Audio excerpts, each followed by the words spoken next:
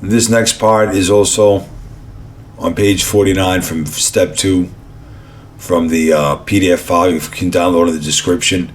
And it's about the position of the body, how you're supposed to sit when you do the exercises. It's known as an Asana position. And basically you're sitting in a chair or on a sofa with your back straight, with your knees together, legs together at a 45-degree angle, with your hands resting on your knees, kind of flat so your fingertips are right where your knees are.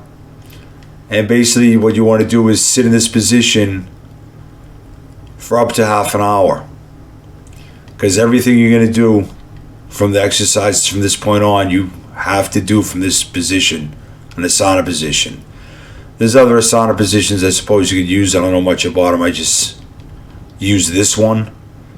And the whole point is you have to sit in this position, so you kind of sit in with your knees together, legs together, with the knees together at a 45-degree angle, with your back straight, with your hands resting on your knees, and your arms kind of resting on your legs.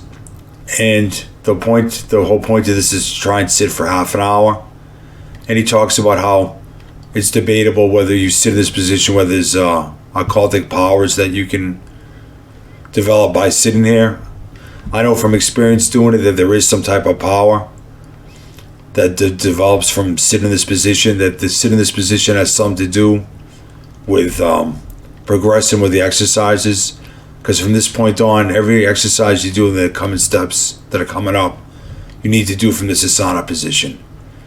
And so you have to sit. It's going to take you it took me like 2-3 days to do it, to be able to sit for a half an hour in the position. You can feel concentration. There is some type of power that is built up from sitting in this position. I think that's why it needs to be done, because I think it helps you to do the exercises that are coming up for concentration and for tapping the power to do them.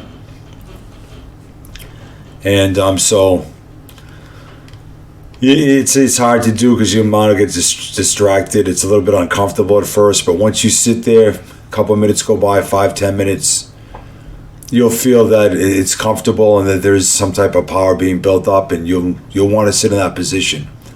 But the first 2 steps, you can do it in any position you want.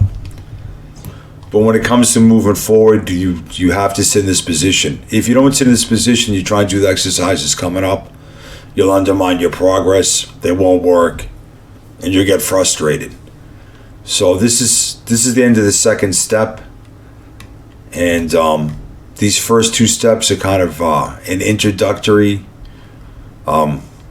course exercise on developing willpower and concentration powers. And he says here in this chapter in step 2 somewhere that you should go back and work on the exercises of the first 2 steps here to deepen them and make them better. I found that doing it personally, that I didn't find that it really deepened anything that much. The only thing I could see from the first 2 steps is the concentration on a single thought for the visualization, because in the steps coming up you're going to be using that a lot, and you're going to be building on that, deepening it by doing those exercises and the coming steps.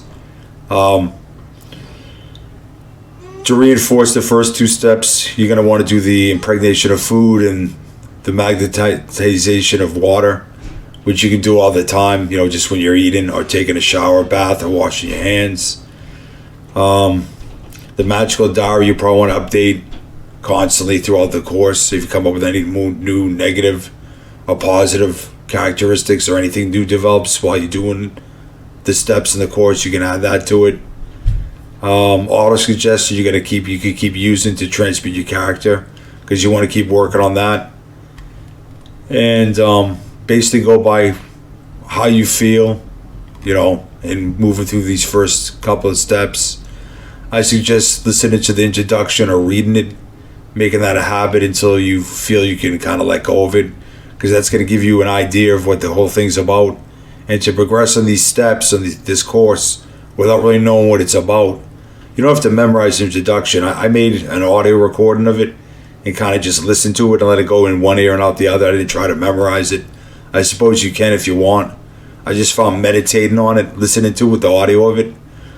It's like 25 pages, made a difference.